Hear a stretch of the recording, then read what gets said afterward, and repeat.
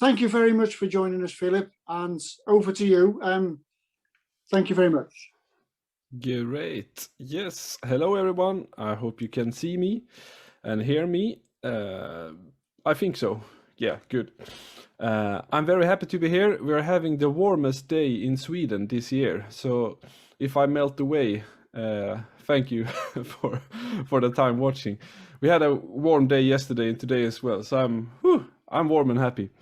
And I have a little bit, you can hear my nose is a bit stuff, and it's not COVID-19, it is hay fever, pollen allergy season. The grass is green here in Sweden, and I enjoy it, but I sneeze from it. But I'm thinking I will have you now for 75 minutes, and I will start to play some music for you, and then I will guide you through some practice methods that I use when I run into obstacles in my playing, how I work with things that are hard. That can be wider intervals, it can be scale passages that are tricky, and just tricky things to play on the harmonica. And then we have time for questions in the end.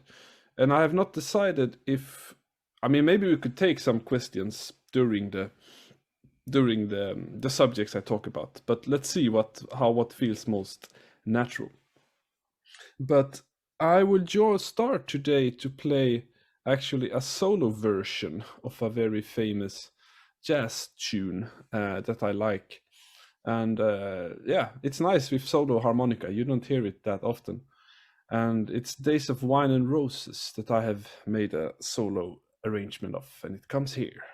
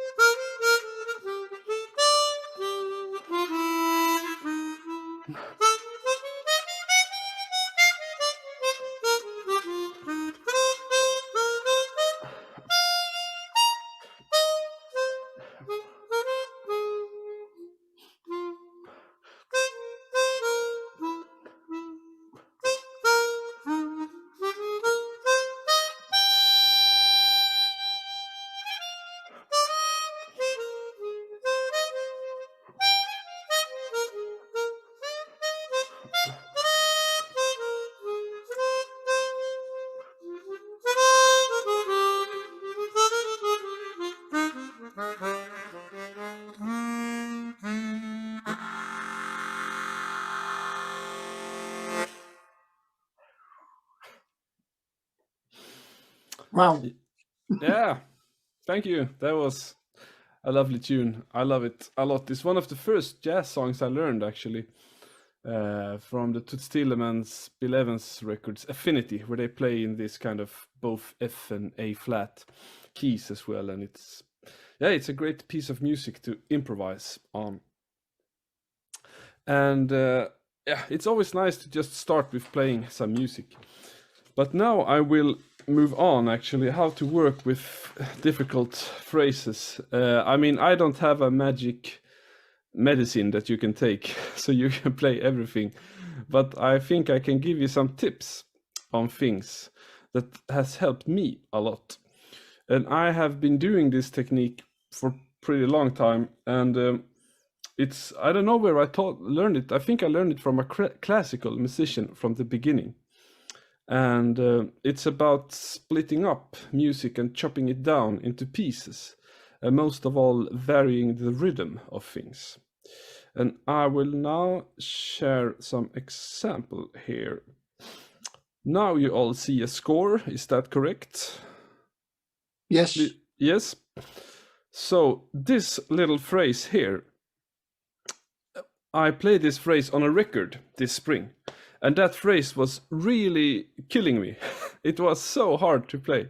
I was playing wrong all the time.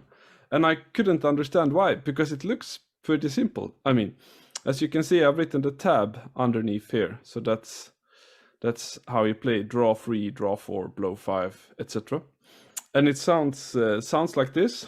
And it's a jazz thing. So it sounds like 1, 2, 1, 2, 3, 4, 1.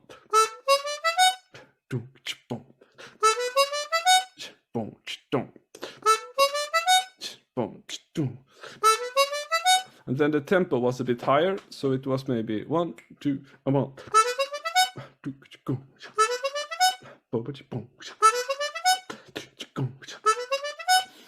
That's the whole phrase. And as you can hear, it's nothing special. It's not, the best phrase in the world, but it was so hard on the chromatic harmonica. And I was trying different things. I was trying to transpose it. If I play it one whole tone down in C instead, then it was a lot easier, because it was just blow and draw. And I could raise it a half step to C sharp, D flat, no problem. But in D major, it was so tricky.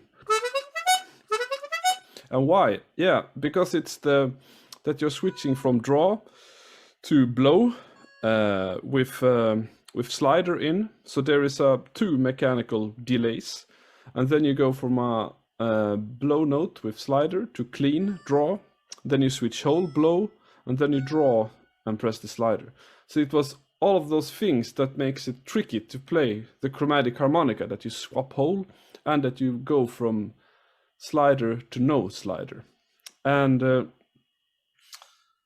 the best way to practice this phrase for me, the first technique I will tell you now, is to break up the rhythm of the phrase. And as you can hear, it's a pretty fast phrase, but if I play it slower, 1, 2, 3, 4, 1.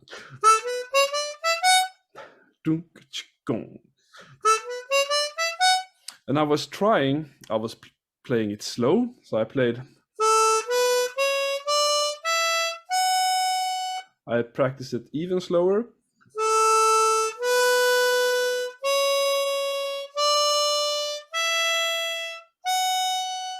And of course that helped, but it didn't take it all the way.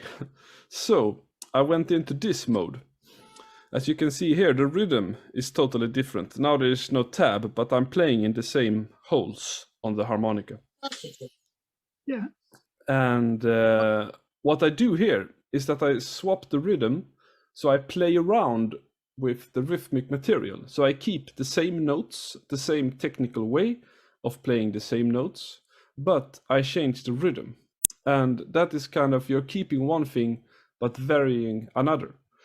And playing like this, here you play short, long, short, long, short, long, short, long. So it sounds like this.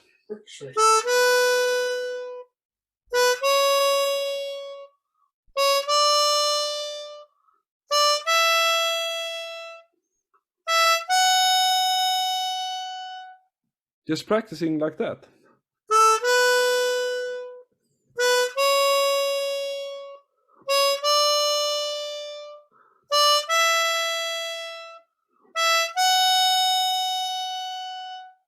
That kind of makes the brain start thinking different ways, because then you're doing one movement is the same as this one, the short to the movement to another note, but then you land on a long note, so you don't have to go away directly. And then you kind of emphasize this, really, that you're able to play that fast, the first.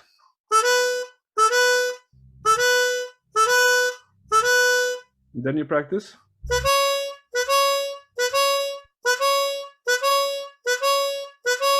And then.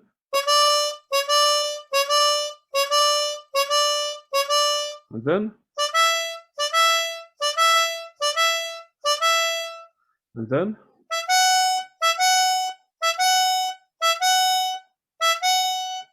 I mean, it sounds boring and strange, but it's really, really efficient for kind of the harmonica muscles, and also for the brain, how to remember it. And then you could also swap that over. So you first play a long note and then a short one. So you play.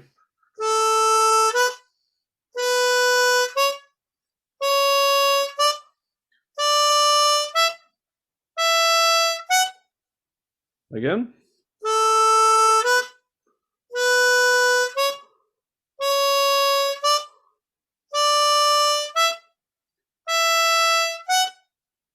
You can hear it's the same material as, but it's played in a totally other rhythmic way. And doing this with that kind of phrase, after I had done that for maybe 20 minutes on that phrase for 3 days, it was there. It was like it had landed in my brain in so much faster way than if I just practice it fast and play wrong all the time. I'm playing almost right, but fumbling one note here and there. So the trick for me has many times, it has been like this, to take down the tempo and to take away the original rhythm and do this long, short, long, short, long, short, or do short, long, short, long, short, long. And I cannot tell why it works, but it works, at least for me. And you can also change it. I mean, this is 8 notes, as you see. 1, gatu, gati, gata. You could also just do it in triplets. So you play like 1, 2, 3, 4.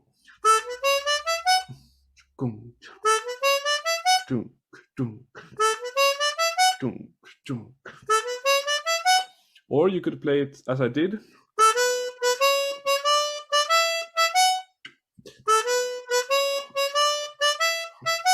Or you play. No.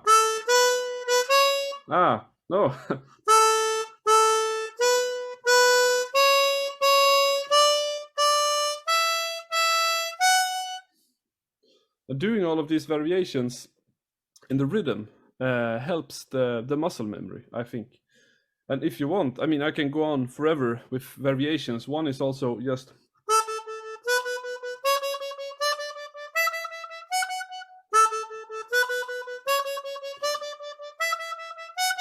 Or.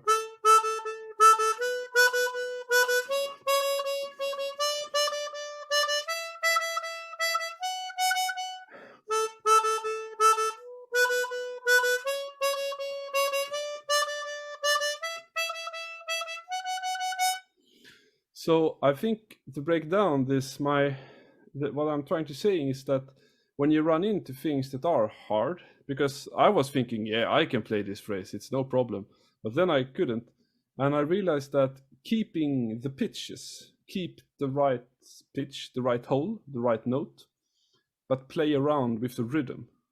And yeah, at least for me, that is one of the most efficient and powerful practice techniques for learning hard, difficult passages, actually. Does anyone has any questions on that? Or is everything crystal clear? There are no questions yet. Oh, Just got a few compliments. Thanks for bringing in the sunshine, especially for Paris. yeah, nice. Beautiful.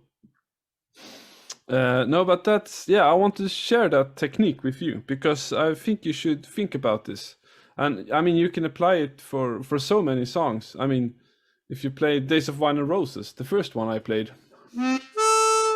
if that first jump is hard, that's hold one blow to free draw, C to A. If that is hard, then you could practice like short long, short long, short long, or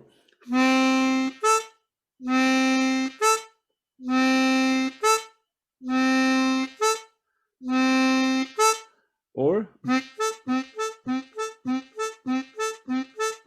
or or practice it in as many ways as you can rhythmically, and it will grow for you, and the phrase will stay inside of you. So that is my first tip this warm, nice Saturday here on planet Earth.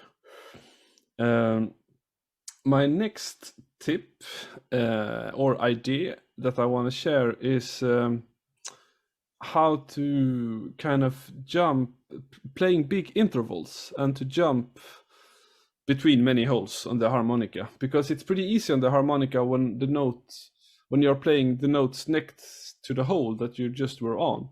But when you have to jump one hole, two hole, three holes, four holes, things get a lot trickier. And I have written down some more annoying examples here that we can get through together. This first one is a pretty easy one. But as you can see, E to C, I'm skipping one hole here. And I'm playing that C as a 4 draw with the button. Why? Because the next note is a G sharp, and that one you also play with a button in. I could play this as a 4 blow, because then I would have a blow note. The next note would also be a blow, but I would need to press the button. So there, which is fastest to release the button or to change the airstream? Good question. Depends on how good you are. But I notice I play also often if I'm going from C to G sharp, I often play the C as a draw.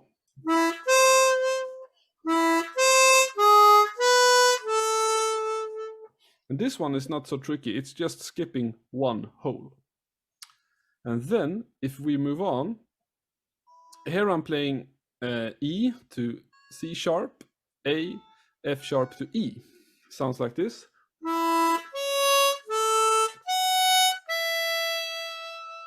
Now we're skipping two holes here, the fourth and the fifth hole, but we are still having that one hole here.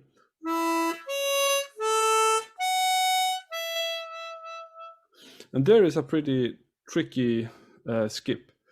And I think I would kind of how to move on the harmonica. There are a couple of ways, and it also includes embouchure. I mean, if you play lip pursing or tongue blocking or so, and that's kind of another chapter. But let's say that you play lip pursing, and you want to be able to move to do nice intervals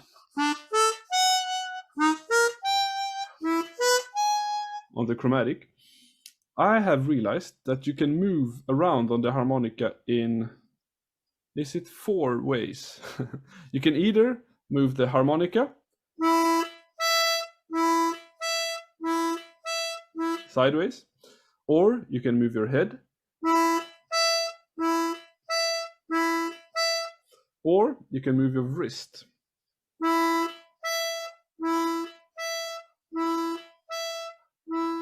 Is there any other way? Please enlighten me. I might have forgotten one. I think that should be it. You can of course combine them, but a lot of people think and ask, should I move the head, the hand, or the wrist, or what is best? I don't think there is an answer. It's best for what works for you and what feels most comfortable. But I have realized that I use all of them, but I mainly use this wrist movement. And I have realized, like playing this, A to F sharp, that's a beautiful interval. It's a major sixth. It can be a bit tricky to play because you're jumping from this hole to this hole. But if you look at the big picture, it's not that big jump. It's just this big of area that you're moving.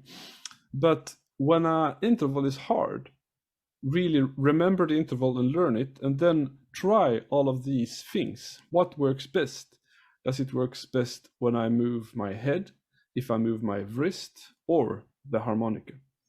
So playing A to F sharp, for example, if I do it with my harmonica,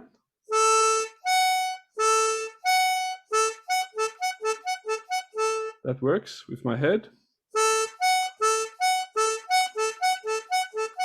That works with my wrist.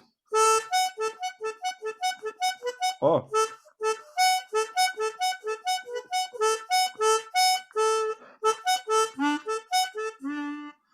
For me, the wrist works best. I don't know why. I realized this when I made a movie on this subject. I have a little kind of harmonica hub where I share harmonica instruction material, and I made a movie on this, and I kind of saw my own wrist moving, and I was like, aha, there it is. That's how I do it. And I mean, we can move on here to find harder stuff. The next one here, the one I played, this is a pretty big one.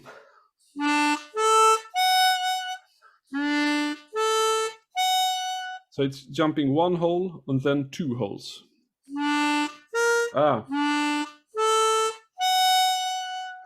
And once again, if you find that hard to play, just sit down, play it slow, think about what should I move? Should I move my wrist, my head, or my hand? Because I mean, there is no system that works for all. And sometimes I move my head. I have seen on YouTube movies, and sometimes I move my head. I can feel because my head went there. So I don't know. I cannot say you have to do like this. It's the best way. I think you should be open to learn all of them. And things get really hard when you play this in E flat instead.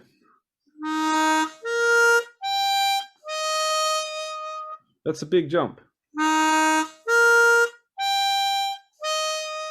There you're jumping 3 holes. 1, 2, 3. Yes. So slow it down.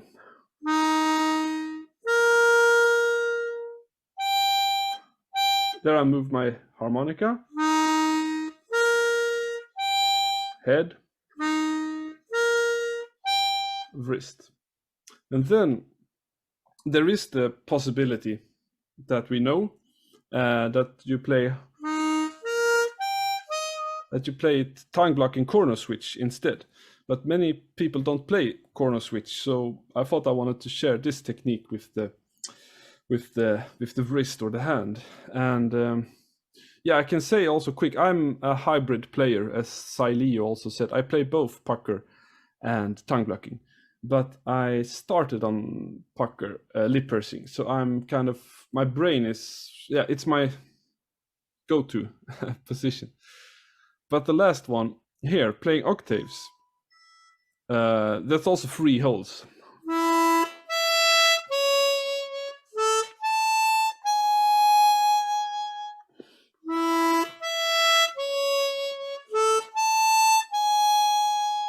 That's also a lot of jumping.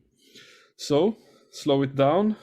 Oh man, that's a big jump. I have to prepare, see what one that feels best. And then here, you can run into a problem, because this is a nice skip. It's just one hole, 6 to 5, but then we have to go to a draw 3 to get the A. So if I would have taken that C sharp as a blow 4 with the slider, you know, same note 2 times, or same note, different, same note, but in 2 different holes. That also works. But I have kind of learned C sharp for me is really in hole 5, or C sharp D flat. I don't know why, but I have practiced it so much as a hole 5 note. And I use the 4 as well, but I aim mainly for the 5. And then here we are jumping octaves.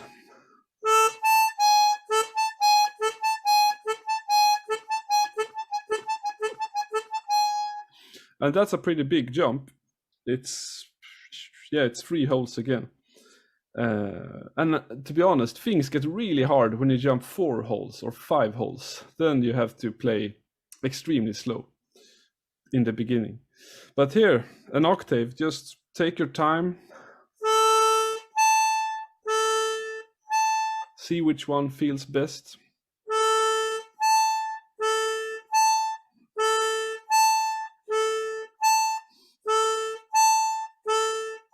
For me, the wrist is the same there again. So I repeat, when hard intervals occur, slow it down and think about the movement, how you would like to transfer between the 2 notes. And I have not written out bigger intervals here, but if I play,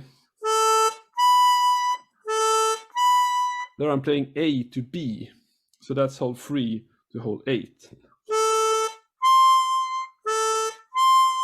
That's A to C, but C 1 octave up, so that's really high. A to D, yeah, you understand what I'm doing. A to E. And I have practiced these interval things a lot, and I have also been practicing it in the dark, actually. Because I noticed that when I start to look at my harmonica, and if I start to look at some music or another, I get very nervous, and I often miss a note.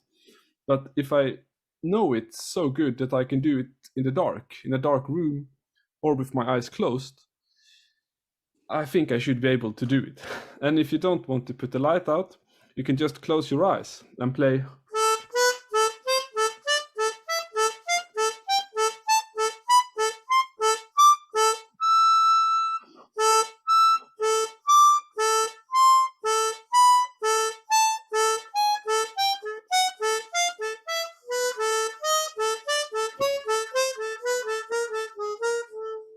Just play big intervals and don't look anywhere. Try to feel the harmonica in the lips. Try to feel how you move. Try to really kind of have your own musical mind map of where the notes are. And really, how can I say that your senses guides you on the harmonica. I think that's a good, your sense of how long a movement should be, etc. I think that's a great way to do, and I think like that a lot, actually, when I play. Yeah, I'm going through this material fast. Hope it gives you something.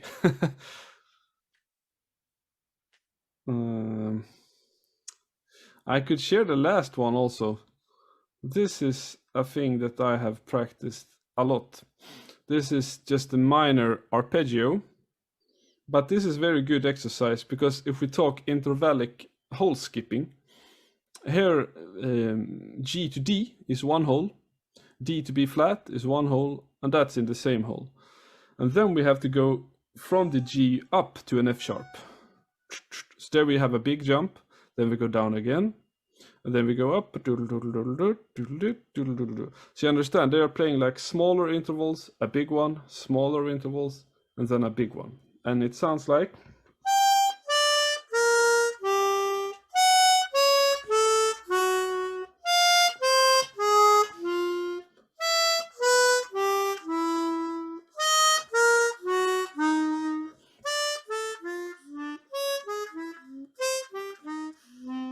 that's really good, because you're practicing both small interval jumps at the same time and a big one.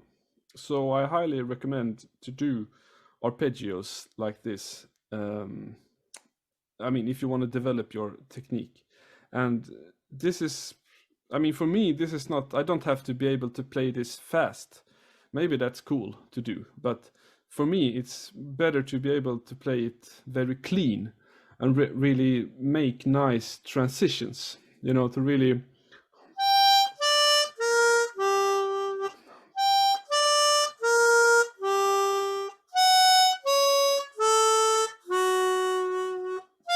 really knowing there I'm on an F sharp, going to an F, F, E, jumping like that. And so this, playing like this scalar step down, teaches you many things. And yeah, I think this is it on how to, this is how I practice intervals and how I think about practicing intervals. And another great thing also to practice intervals and to practice this kind of your sensation on the harmonica, or your sense on the harmonica, that can be, if I do there, that can be to play, if you close your eyes and then you take up the harmonica and imagine I want to play the note D. And that's pretty easy, because you can always feel that there is no hole to the left. And when you have that D, I want to play an A. When you have that A, you want to go to F sharp. Having that with eyes closed is really good for your kind of radar, your internal radar. And then it's always easiest if you start on a note that's on the far left of the harmonica. I mean, you can do like, close your eyes, take a C. Now I want to play a B flat.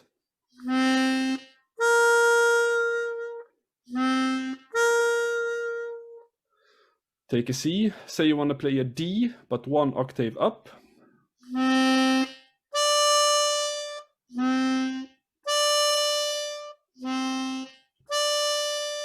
Then you're really starting to learn the intervals. And as you can see, I'm doing this with my eyes closed, and it's not a playback. So I have practiced this a lot.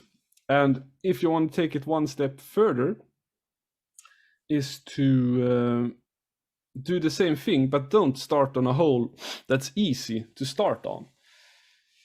I mean, let's say now I want to start on the note A. I want to play an A, a D, and a G. And I close my eyes, and I have my harmonica.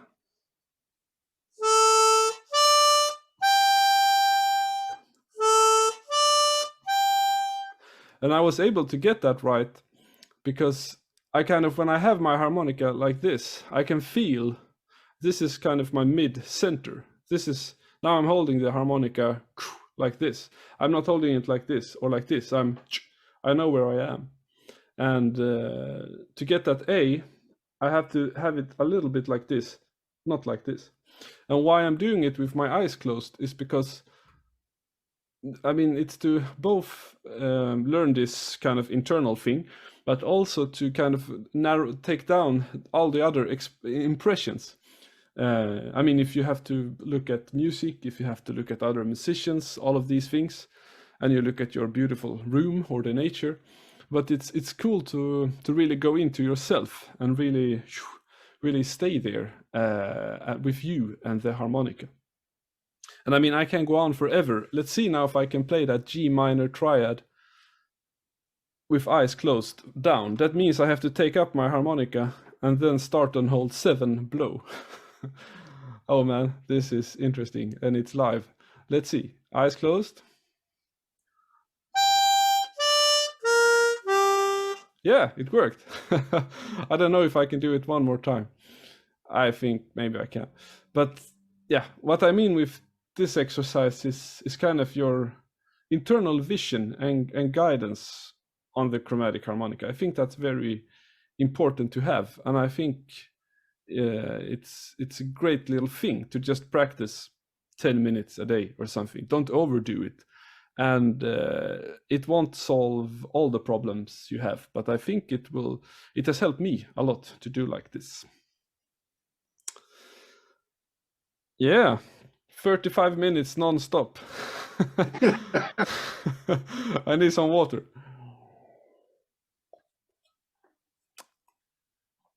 We've got one question here from Neil Adler ago. To be honest, I think that's the question that you've just answered. Do you have a strategy for jumping in and out of octaves in a jazz solo? Strategies. I don't know. I mean, I mean, first of all, it's what sounds good is good to do, and also, I mean, if you're working with, I mean, it depends on how you want to play the solo, of course. I think I go for what I hear and feel at the moment and how my bandmates play, and I choose to react on that. But of course, if you can feel like, oh, I have played like 2 rounds in the first octave, now I have to go to the other register, then you can just go up like that. Or you can feel, oh, everyone is playing very loud in the band and no one can hear if I start like start very soft. So I will start like, that's one of the beauty of the harmonicas, that you can really go in and shoot with a laser with your harmonica. But that was a good. Now I don't have any strategies. I think I just follow the music, and but I've also had it as an improvisation exercise. I mean that I have to play 2 choruses in 1 register and sound interesting all the time. Because it's easy sometimes when you get bored with your own playing that you just, if you play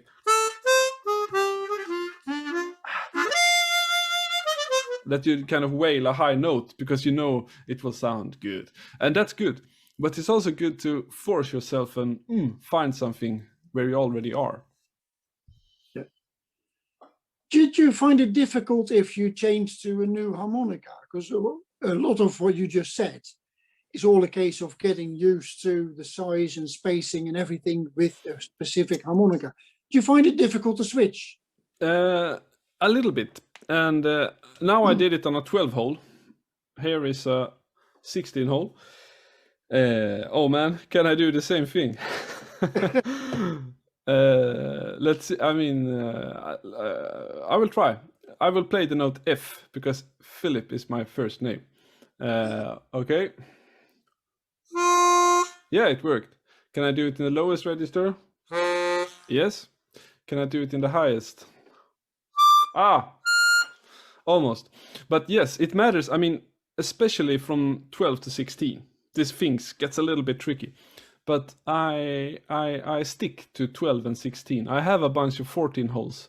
But to be honest, they often throw me off. Because it's easier for me just to double the 4 holes than to double 2 holes. Everyone is different. And then I am also a strong, this maybe annoys many people, but I'm a strong believer in playing the same harmonica brand and model for a long time. Because, I mean, not a strong believer. I mean, that's one of my opinions. But the harmonica is very similar every model. But still there are differences, and how the reed plate feels, how the mouthpiece feels, how the covers feels. I mean, I have been playing these 2 models for 10 years now, and this one is 11 years old actually. But I have been playing the same models for so long. So if I take another harmonica, I mean, I'm not lost, but it feels very different. And it's 2 sides, because I mean, I also play guitar, as you can see, and there I love switching things around, you know, changing string type, changing picks, changing amps. I can sit 2 hours just changing things and not learning a whole song.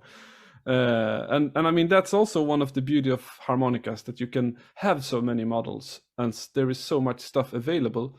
But I think it's really good to spend a lot of time with one instrument for like at least 1 year before you say any strong opinions. Maybe people will be mad at me now, but yeah, that's just one of my little take on that, actually. Yeah. And of course, but my question was mainly because you also play diatonics.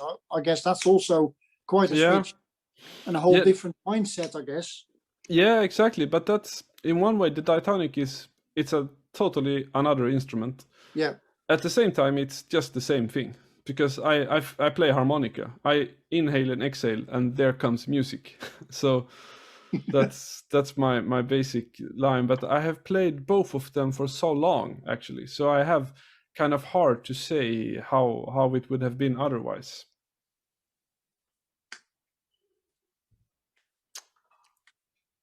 We've got here another question from Nick Smee. Mm-hmm. How do you view the idea of a button-free chromatic? Oh yeah, the Seidel that was released today, or yeah, just in general. A button-free chromatic. Yeah, that would be interesting, but I would miss the button a lot, because I bet. yeah, because it has that percussive effect. I mean,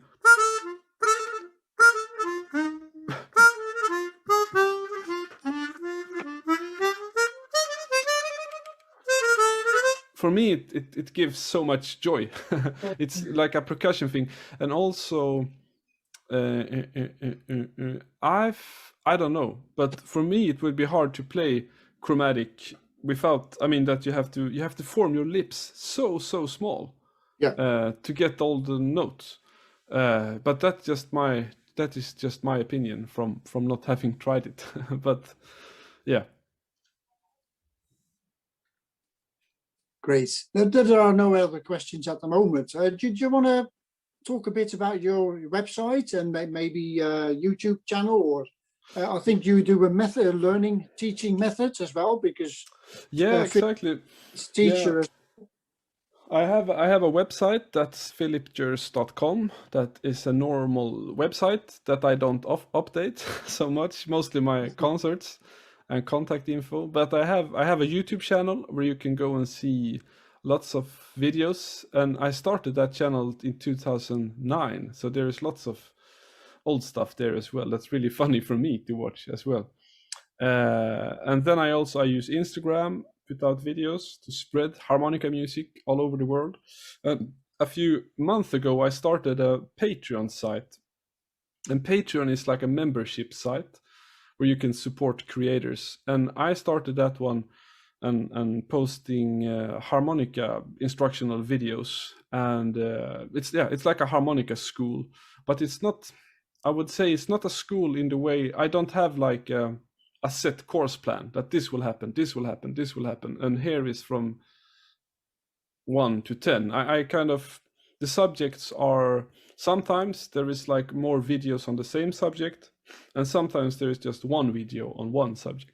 So it's pretty kind of built on questions that comes in from people, and also, I mean, kind of how I was taught in music, because I've always kind of go into things, I mean, many things at the same time, and practicing that and that. I have not really had this kind of super strict system, and it's really my passion project, I would say. I have found it so funny to teach harmonica and learn all of these things. I think I have learned so much about myself and my harmonica playing from doing these videos. And it's around 50 people there from all over the world, and that's also fantastic, because there are one Swedish person in the school, but otherwise it's totally worldwide. And that, I think, is beautiful with internet today, that you can connect with people all over the world in just a click in that way. And a good thing about that Patreon thing is that you can go in and watch it and you have to pay when you enter, but you can just quit directly if you don't like it. So you can just check it for 1 month and then never. You don't have to. There is no like annual or monthly plan. It's just for how long you are interested, kind of. And yeah, I feel it's really my passion project, and it started also during this COVID crisis because I wanted to kind of create something that will stay there and be kind of stay somewhere because lots of music that you play and clips that you put online, they just be forgotten or disappear. But these harmonica lessons, they're over 10 hours of harmonica material right now, if you want to check that out. And it's both for chromatic and diatonic. I tried to make it 50-50, and many of the lessons works on both instruments as well. Brilliant. We just got another question in from Maker Matas. When you play a solo, what goes through your mind? Do you think of harmonies, or do you think of chords or patterns, or how can you describe that? I would think I think of all about that, all of those things, and I also try to not think at all. But the main thing you can think about is scales and stuff, or chords and the chord pattern, or you can just think rhythmically, or you can think just interaction with the people that you're playing with. And I would say interaction with people that you're playing with is the most important, always. Then you should use the other three things. If I play like a 2-minute solo, I don't have brain power to think all the time, but I often kind of start the solo for the first 10 or 20 seconds to really, I'm gonna play this scale, I'm gonna play this arpeggio maybe, or I'm gonna start off with a rhythmic thing. So I often kind of have a plan in the beginning, but then it goes away, kind of. The music takes me to other places. But I have really studied all of those things, scales, harmony, and rhythm, a lot. But I have noticed that interaction with other musicians is more important than how many scales you know. Great answer. Thank you very much. We've got here a question from Heinz Egers. Mm-hmm. Being a pucker, or a lip purser as you call it, if you can pucker, why would you then actually try tongue blocking? I think that's the question, tongue switching. Yeah, I think because for me it has like another tone, tongue blocking. It has another tone, another sound. I mean, compared to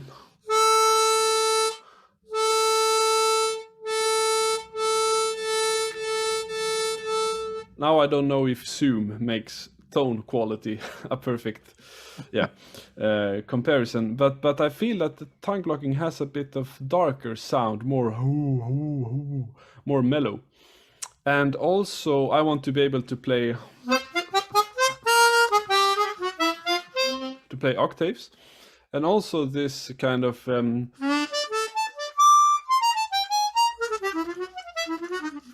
to be able to play corner switch things. Playing that would have been impossible on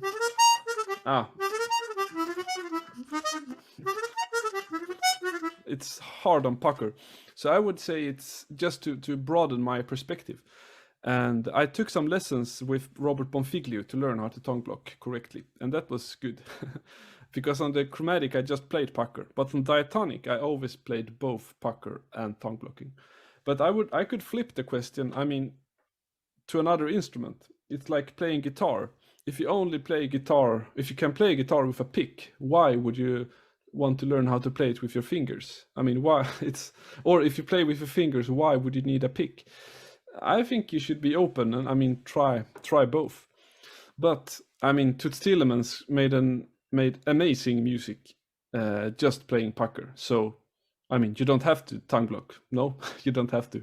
But for tone quality and kind of easier octave movement, I like tongue blocking. Great answer. Thank you very much, Philip. We've got no other questions at the moment. Would you like to Yeah, play I could. something, or have you got something lined up that you want to play for us or something? Yeah, sure. I could also just tell you another tip I have if you want. Oh, brilliant. Actually, it might sound strange and but logical, but I can admit I have practiced a lot of harmonica playing very quiet and not playing with a full volume even. I have practiced playing things like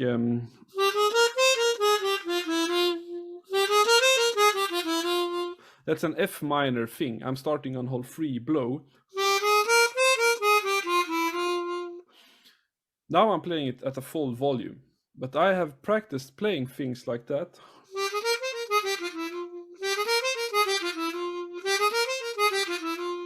And lowering the volume a lot, like this.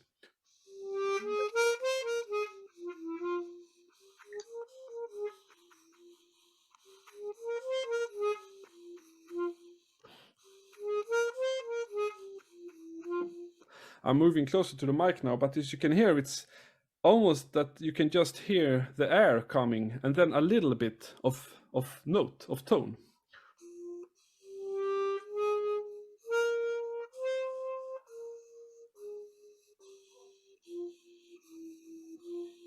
Compared to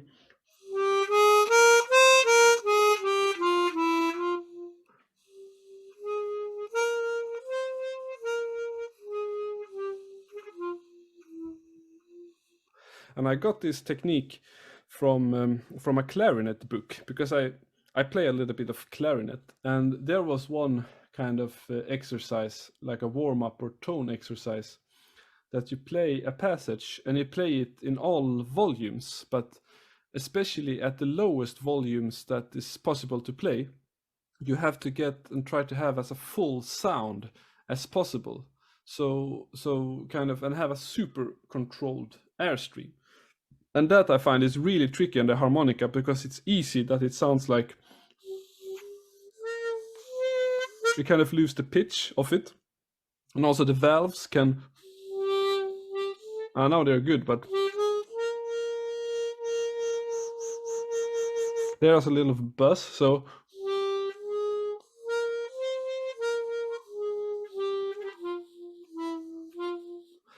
that's a really good extra tip. Practice very, very soft. And if you can control a note at super low volume, you will be able, your normal tone volume will grow a lot, I think. That's a thing I do every day, play super soft. Very interesting. I quite like doing that as well, to be honest. So I quite recognize your thing there. Very interesting. But should I play something more? We've got a question here from Roger Trowbridge. If you could you play some music from the Swedish countryside? I guess that's kind of Swedish, what you call it, folklore music? Yeah, sure. Am I allowed to switch to diatonic? Of course. Of course, yeah, nice. Oh, nice. No, I don't mean so. I would love to. I could do the same tune on both, actually. I will just get my diatonics. Give me 1 second here. Yeah, sure, certainly.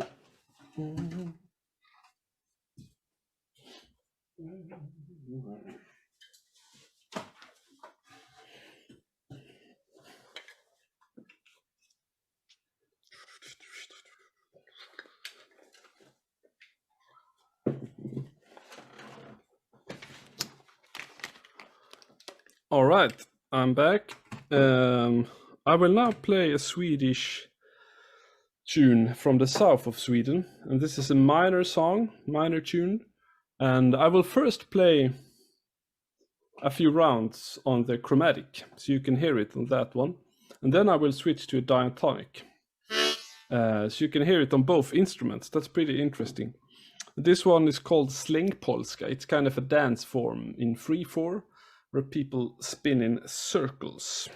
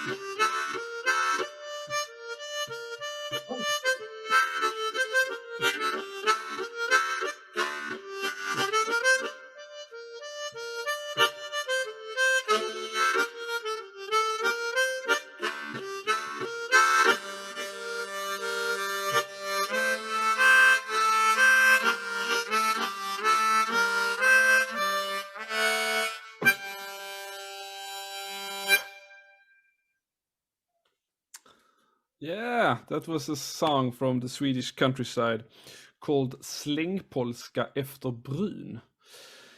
And it's it's a nice one. It's in G minor, and I mostly play it on diatonic, but it works great on the chromatic. But there you could kind of hear the differences as well in both instruments. And this diatonic that I use is a G minor, G harmonic minor. So you get all those big, nice accordion chords. But it's also cool to play it on the chromatic.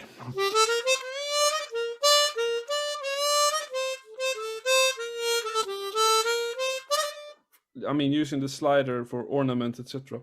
And then also on the chromatic, you can really work with a technique that I have developed playing those tunes that is called backbeat breathing, kind of.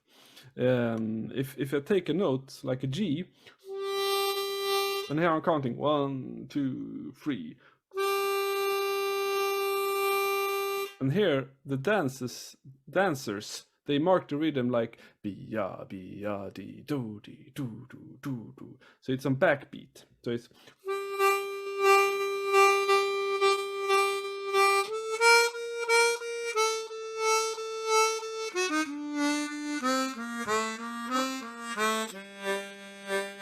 so that's a really interesting technique that I'm working on all the time, and that's also like how the bows goes from the fiddlers to have that kind of waving thing going in your music, and that's a cool thing to transfer stuff from other instruments to the harmonica. That I have done a lot. Brilliant. Thank you very much. That was quite a nice little treat. Let's have a look. We have to close at 12 minutes past 6. Yes. In the meantime, can I just use this just for everybody who's in this meeting? The only way we can do this and have people like Filip and whoever else on to do a workshop is because of your donations. So would you please see for yourself, and it's all voluntarily, it's all up to you, what this is worth to you. We've saved you the cost of driving to a hotel. So, so can you please donate to us and click the donation on the website harmonicauk.com. So that's just in between. Yeah. Was there anything else, Filip, that you want to do, that you want to play, or that you had lined up for yourself, or? Yeah, I could maybe. I mean, I have talked about, for everyone that has joined, maybe some have left and some have joined. I have talked about breaking up phrases into smaller rhythmical pieces and vary the rhythm, keep the pitches, but vary the rhythm. And I also gave some tips on when playing bigger intervals, always feel and think what works best for you. Move your wrist, move your hand, move your head. And now I also told just this little extras, play quiet is also really good to do, to practice quiet. That's kind of the things that I have been trying to message today. But I mean, I can play something more if you want. We'd love to. We'd love to hear you. If you can think of anything. Maybe I can do like this. I will play something on chromatic and diatonic at the same time. Wow. I mean, not. That'll be a first for me to hear that. Yeah, me too. I mean, I'm not, but I will do like this, double grip. So, yeah. See you soon.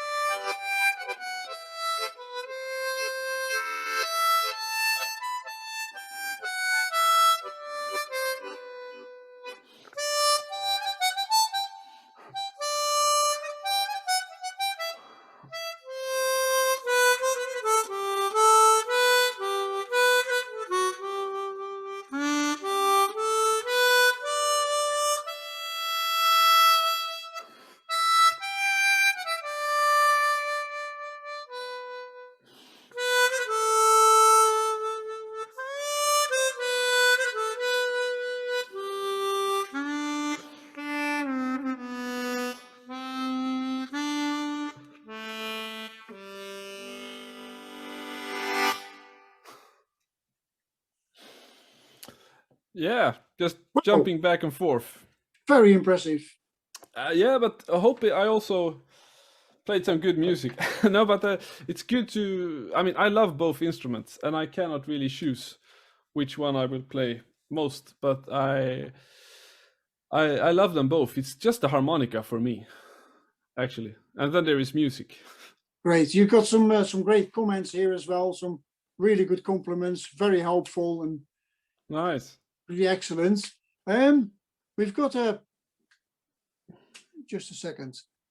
We've got a question here from someone in Norway, Tor Ed, if I say that right. Could you say the name of the previous tune you played? You can Yes. please say it in Swedish. It's Sling Polska efter brun. Sling Polska efter brun. That's the name. Then we've got another question here from Bob Biggett. As a professional player, how long do your reeds and windsavers last on the Suzuki Gregor Marais model? Amazingly long. This one is 11 years old, and I think I have replaced one wind saver, and I have tuned it 2 times maybe, and I'm still kind of fascinated that they are still playing this good after such a long time, and I also practice a lot and play lots of gigs, but that's one of the main reasons I love the Suzukis, is that I can always trust them. Their kind of build quality is really amazing of how good they will last. Thank you for that answer. That's with, I think Bob Biggett says, thank you, Philip, for answering that. Brilliant.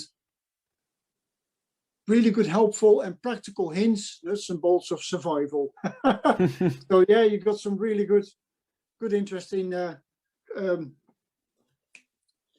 compliments there, I should say. Yeah.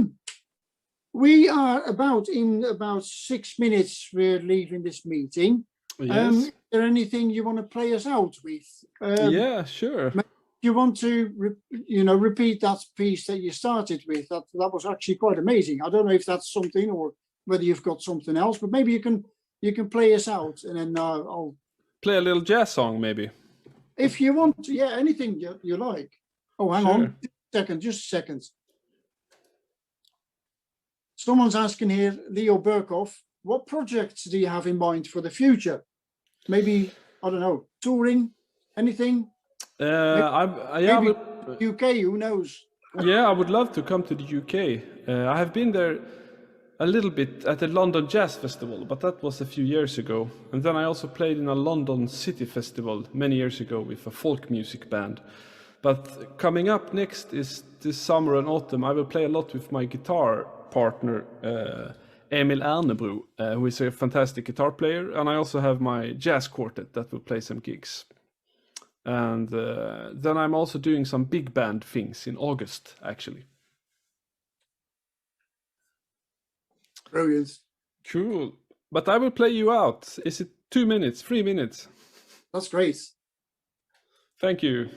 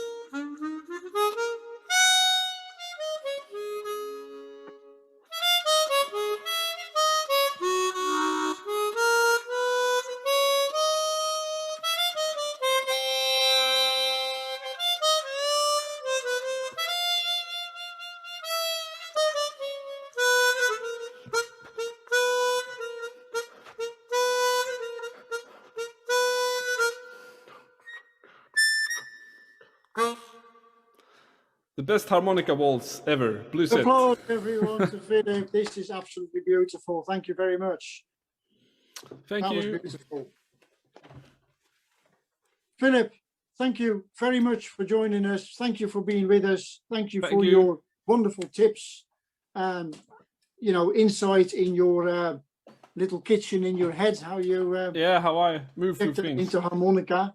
It's been amazing. It's been great to have you on board. Thank you very much. Yeah, thanks. And everybody, please don't forget, join us, join Harmonica UK, so we can keep doing brilliant workshops and invite fantastic guests like Filip again as many times as possible. Thank you very much, everybody. Thanks, Filip.